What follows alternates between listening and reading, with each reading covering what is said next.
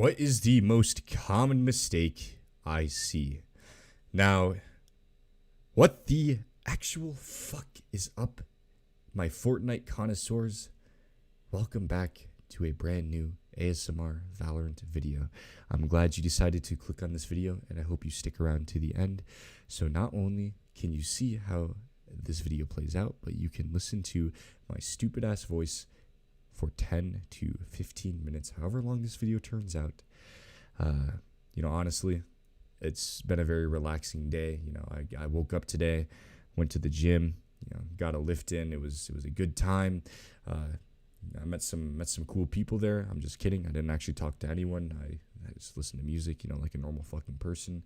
Please, if you're at the gym, don't talk to people. I have people coming up and trying to talk to me at the gym, and it's the most annoying shit. You can see I have fucking headphones in. Use your hands to communicate what the hell you're trying to say to me. I don't understand why you actually think that I want to take my headphones out to fucking talk. Okay, anyways, sorry, I got a little heated there. So today we're talking about some of the most common mistakes that I see in Valorant. It was originally going to be the most common mistake, but I'm not redoing my intro. We're doing one take, boys. One fucking take. By the way, once again, stop saying my videos are fucking scripted. They're not scripted, I promise you. I don't know how anyone can think my stupid ass stream of consciousness I am just projecting through my microphone can possibly be a script. You've seen what I look like scripted. Look at pro guides. I am not very entertaining on pro guides. I try my best, but I am very bad at reading scripts. So no, I am not scripted. Thank you. Let's move on. So the most common mistakes I see at the mid to high ranks, we're going to start with number one, and that's going to be easily, for a fact, is going to be being much too aggressive or much too passive. And one of the biggest problems I see here is a lot of the players at the diamond rank will go off on their own, or they will peek at angle that really doesn't need to be peaked. Like, there's no reason to be peeking that fucking angle. And they go for the peek and they end up dead. Their team is in a much worse situation because of that. They have given them the man advantage. It is now 4 versus 5, attacker or defender. Either way, if you give them that free pick at the start of the round, it's a very bad situation you just forced your team into. It's very stupid, and you should not do that. Another one is being much too passive, where you are too afraid to take certain peaks, and you are too afraid to follow up and trade kills. And these are both two very large problems that I see. And one of the biggest things is finding a good mix in between these playstyles, being passive and aggressive. You need to find your playstyle if you are a more passive player or a more aggressive player. I have noticed that over time, I myself am a very hybrid player. Like, I shine in very aggressive situations, but I can also shine in passive situations as well. And it's all about knowing when to take your fights and knowing what fight is good, and that comes with game sense. And I harp on game sense a lot, and I'm going to talk about how to actually improve on game sense at a very high rate. But right now, we're not talking about that because game sense is a very large topic, and it goes much more in depth than me just talking about for 2 or 3 minutes. So we're going to avoid that topic in general, but we're going to talk about passive and aggressive playstyles. Now, what does playing passive usually look like? If you are playing on the defending side, playing passive would look like you are holding an angle and you are waiting to get peeked. And if you get peeked, you will probably fall to a more passive angle and you will float around the bomb site, which is one of the things I taught in probably my second or third video because it's very important. You need to know how to take passive peeks. Taking passive peeks will secure you rounds and kills, way more kills than you should ever actually get. Now, taking passive peeks is very good, but you can also mix in aggressive peeks as to not get very predictable. And we're talking about defender side still. So if you take slightly more aggressive peeks to go for risky kills, that is okay, but you need to know when to do it and when is a very bad time to do it. And I will outline some very obvious times that you should not be taking these peeks. If it is like a 3 versus 5, you are down, let's say 2 people, it is okay to go for those aggressive peeks. Generally, you're going to want to play more passive, but if you feel like you can get away with the risk and actually restabilize the round in your favor, then that is actually very good. And playing in a risky and more aggressive manner could be called upon there. But if you don't think that you will be able to actually get the kills and you feel like swinging out would be instant death for you, you know that there are going to be 2 rifles trained at you, you want to find a more suitable way to actually play out the round. If you are hidden on the back of sight, that is perfect. You can try and take them off guard. You could try and just take passive peeks and float back to the bomb site, but then you're exposed, they know where you're at, and they might rotate off. But generally, they're going to rush you down, and you can try and take down as many as you can with you by playing in a more passive manner and trying to take 1 versus 1 engagements. Now, this is one way you can play. You need to find a mix between passive and aggressive. Now, when you want to play passive, mainly, is going to be when the round is very stable. And you have no reason to really try and go for a pick. If you were to go for a pick, sure, it might put you at an advantage. But if you are taking the risk to actually go for the pick and you fail in that gunfight, you have given the enemy team so much. And once again, we are still talking about defender here. And I want to clarify that so people don't get confused. If you give the enemy a free advantage because you thought you could take a risk and get away with it, you have fucked your team. In short, you have fucked over your team hard, because you thought you could get a kill. Now, yes, sometimes it's good for going for risks, but you need to understand when the risk is just simply not worth the reward, when the juice is simply not worth the fucking squeeze, right?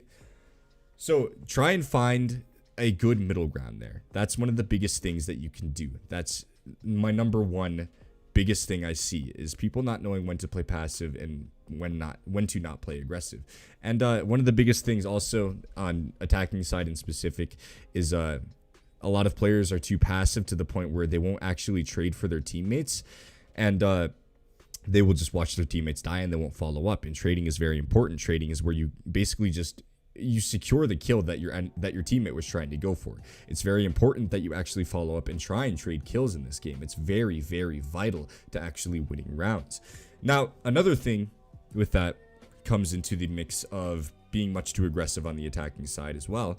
And when you are playing on the attacking side and you're going for picks, what a default is basically is spreading out your forces pretty much all around the map, making sure that the enemy team can't push in, and if they push in, they get punished. That is the basic of what a default is, and that is basically looking for picks, looking for the enemy team to overextend and make a mistake, and you actually capitalizing on this. Now, when you are playing for picks and when you are playing defaults, it's very important that you don't get too aggressive, because if you get too aggressive and you end up getting picked, you lose that whole area, you lose that map control, and you have to send people from your side to regain that map control, which you don't know if the defenders have pushed into that and secured that for themselves. So it becomes very dangerous for your team to actually try and regain that area of control, and that's very important to understand. So once again, it's finding that mix of aggressive and passive playstyles. If any of you are confused by this, please ask about it in the comments, and I will try my best to enlighten you on it. But I'm trying to keep it very simple for the most part. I'm not going to go very in depth because I want to keep it at the base level for people that may not be too familiar with these types of games.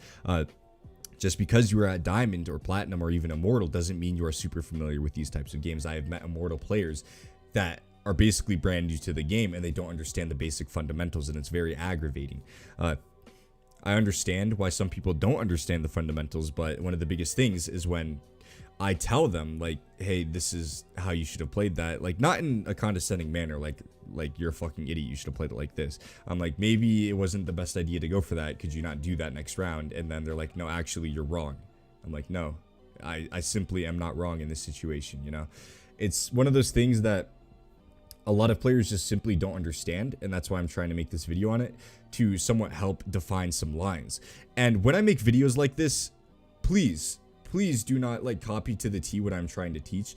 Use these guidelines I'm giving you and try and implement them into your own playstyle, but do not completely copy them to the point where you aren't playing as yourself. You have your own playstyle. You need to develop your own playstyle. If you take everything I say for fact and you do not think for yourself, you will not become much better of a player. You will improve in certain areas, yes, but at the same time, you are taking somebody else's word and you are not actually trying to improve on certain areas that you may be very strong in, such as aggressiveness or being very passive and methodical.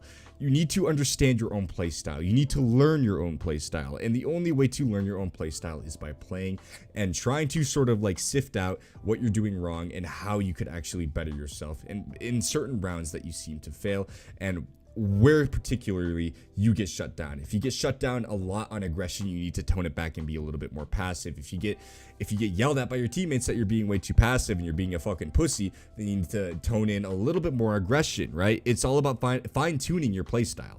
That's one of the biggest things. So do not, and I repeat, do not base your playstyle off of what I am saying in this video. Use these guidelines that I'm trying to give and try and implement them and learn your own play style and learn what is the best mix of passive aggressive behavior for you as a player.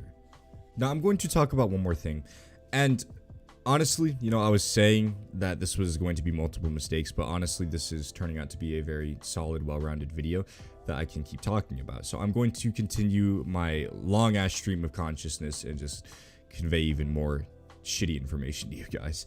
So basically, I'm going to also talk about the importance of not playing, you know, static and not being extremely predictable. I've talked about this before, and I've talked about how being a very unpredictable player is key to winning you games and rounds. And I still stand by that, and I don't think I ever will just, you know, drop that, because it's very important that you are not predictable. And this also kind of brings it back to my lurking video. We're going to use aggression as an example. If you are aggressive and in certain areas of the map, let's say, okay, so we're going to use aggression as an example. So let's say that, first off, before we talk about aggression, let's say that you as a player play on A site, A long on Haven every single round, and you op there every single round. What does that tell the enemy team? What does it tell the enemy team?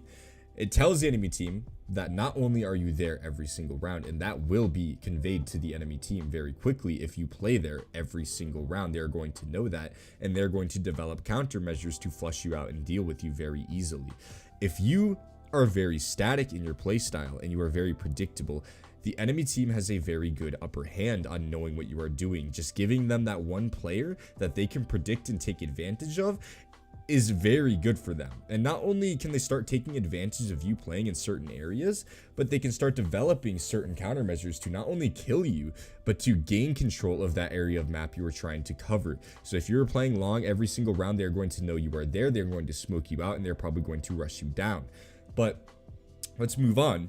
And this is why playing a non-static position can be extremely helpful, and not actually, you know, doing the same shit over and over. And one of the biggest things is to make sure you are putting yourself in a very good position where you are not easily predicted, and also putting fear into the enemy's minds. And that's why I brought up lurking as an example. We're going to talk about the defender side, but an example from the attacker side would be a lurk player.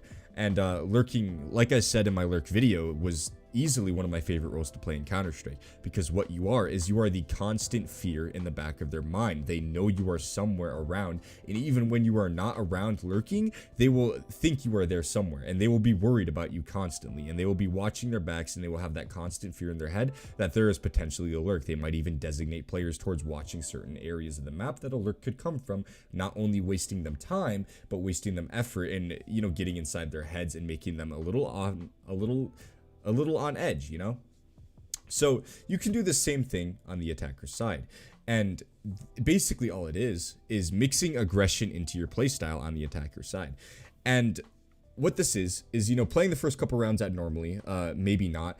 And slowly you start working in aggression. Like you start pushing into long, you know, you use utility or you don't, you know, you push into long if they are pushing mid, and you try and get through those cypher tripwires and actually take them from behind. And this is, you know, just getting aggressive and waiting. Or what you could do is you could just push in and wait for the enemy team to rotate back towards a site if they potentially decide to do so. And if you are doing this, they will be very worried about you constantly. Like I said, with the lurk, they will be very worried about you. And what you can also do is throw in many different off angles that you could potentially use to actually secure yourself kills, and they will also have to be worried about those off angles. You are denying them such a large area of the map if they are constantly worried about where you are going to be playing. If you are doing a lot of work in a certain area of the map and you are constantly switching around your playstyle and the way you are actually playing the bomb site, it is going to make you very hard to predict for the enemy team. And not only that, but you can also, if you are having a great game, another thing you can do, which I used to do a lot, because on my team in specific, when I was an opera on my team, we had this thing where they would move me in specific around the map to different areas, and I would watch a different site like almost every round. If I was doing good on one site, I'd stay there for a bit, but if I died like maybe once, I would move to another site, right? And I just constantly be on the move, and we called this term the floating op. I just float around to different bomb sites, and I play different angles on every bomb site, and it's extremely hard for the enemy team to predict, and they never know where I am with the op. And that is extremely hard for the enemy team to counter. So the two main things to take away from this video is, one, you cannot be too passive and you cannot be too aggressive. You need to find a way to work in a passive playstyle into your own personal kit and an aggressive playstyle. Both are very important to have. You cannot be a very static player where you are only like a W key god. You need to tone it back. If you were a W key god, by all means, good for you. Be an entry fragger. But you need to know how to play the other playstyle well, and that goes for passive play as well. You need to learn how to play the other end of the spectrum efficiently and effectively. And by playing and learning what you are doing and learning through your own mistakes, it's very easy to actually understand what kind of player you are. It takes some time, but you need to learn what kind of player you are. That will make you a much better player in general. It'll make you better rounded. If you know what kind of player you are, then you can work on specific areas that you are lacking in to well round yourself even better, to improve in those certain areas that may be a little dark for you, a little sketchy.